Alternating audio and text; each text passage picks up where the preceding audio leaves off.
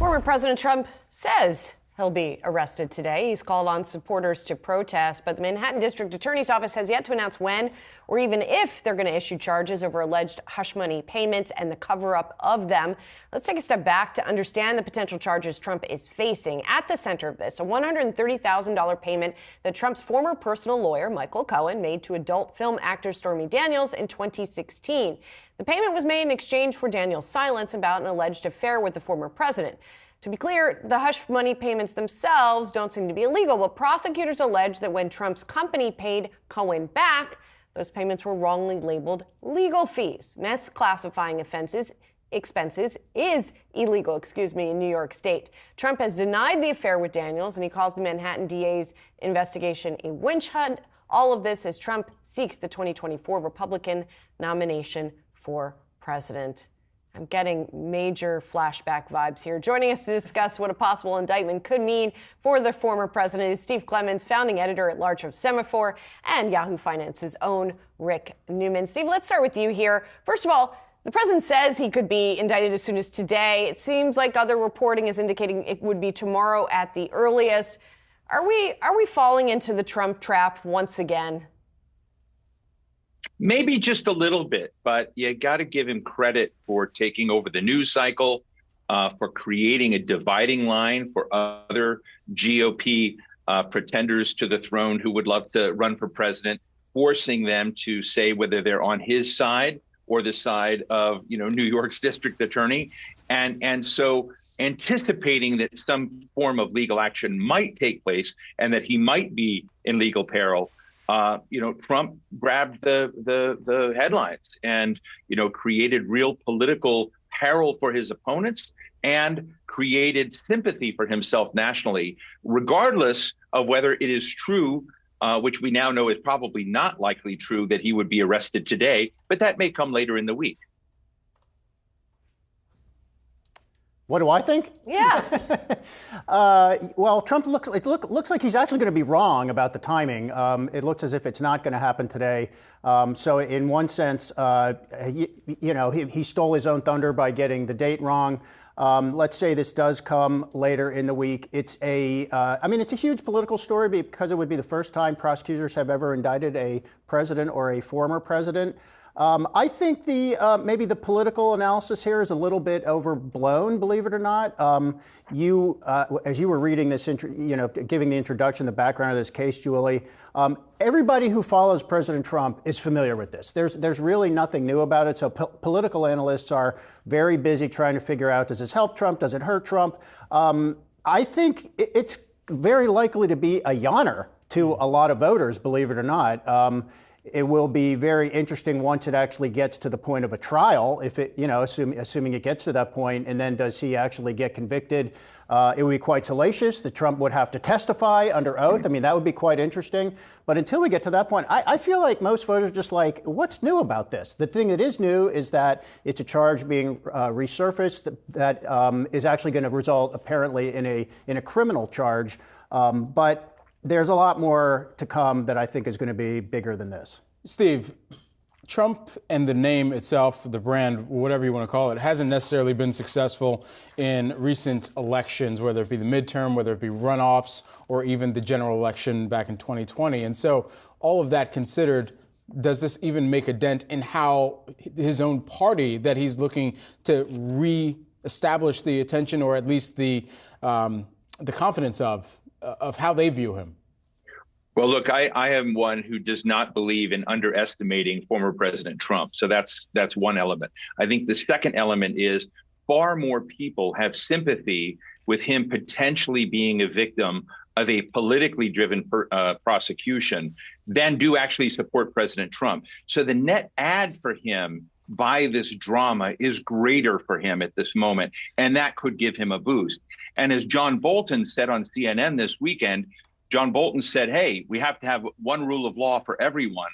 But if the DA has any wobbliness in his case, in this case, and many people have looked at it and said it's a very hard case to prosecute, then Bolton has said they've likely just elected Donald Trump back to the presidency. I wouldn't go that far, but it certainly creates the conditions where Trump thrives being the victim. And that gives him a net bump and could bring him back into our daily lives. So, Steve, I'm skeptical of that, and I want to ask you who those voters might be. So the pro-crime Republicans are already Trump voters. That's Trump's base, and they'll stick with him.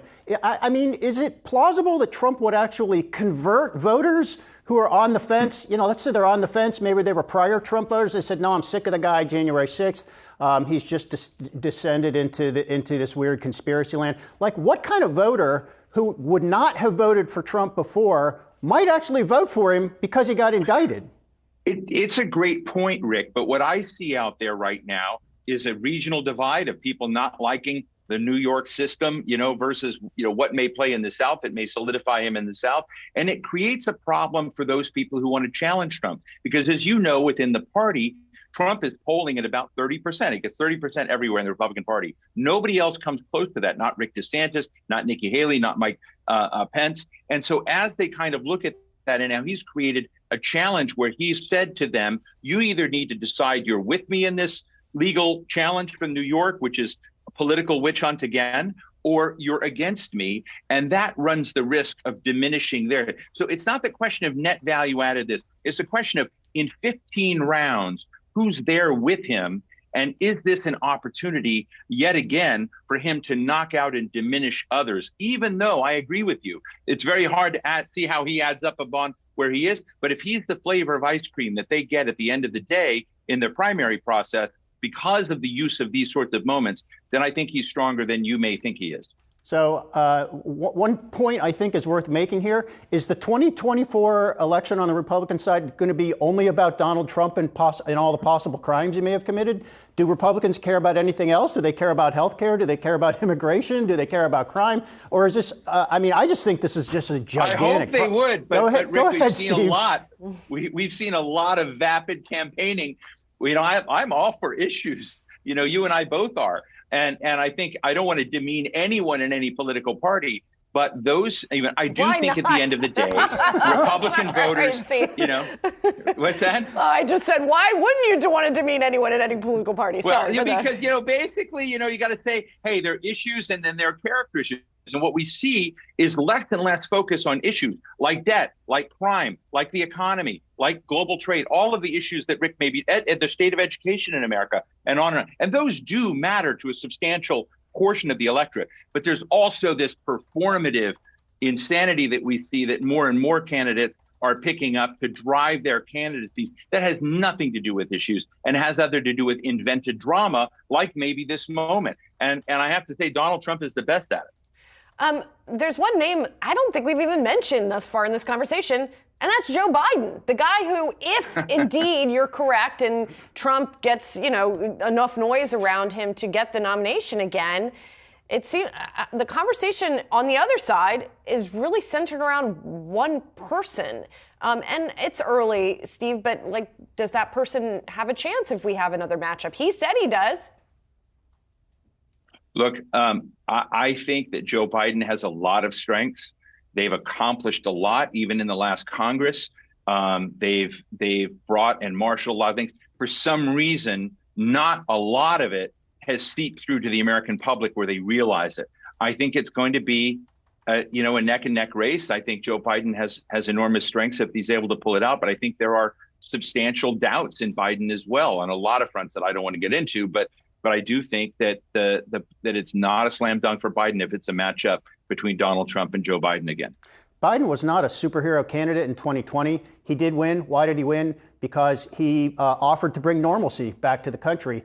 So look at everything we're talking about here. Let's say this is how this setup ends up in 2024. Biden is running the country. He's signing laws. He's I would hope helping Ukraine defeat Russia in that war, and kind of managing things. And here comes the Trump chaos machine. So I mean, this can only seemingly help Biden. I do not think he's going to be a strong candidate in 2024, but he overperformed in 2020, and in large part because Trump helped him. I mean, people did vote against Trump to help Biden get elected, and that could be the same thing that happens again in 24. I don't know. Shrug is my is my prognostication on all of this. Steve, we got to leave it there. Rick, we got to leave it there. Steve Clements, Semaphore founding editor at large. Thank you. This was fun. And also our Rick Newman.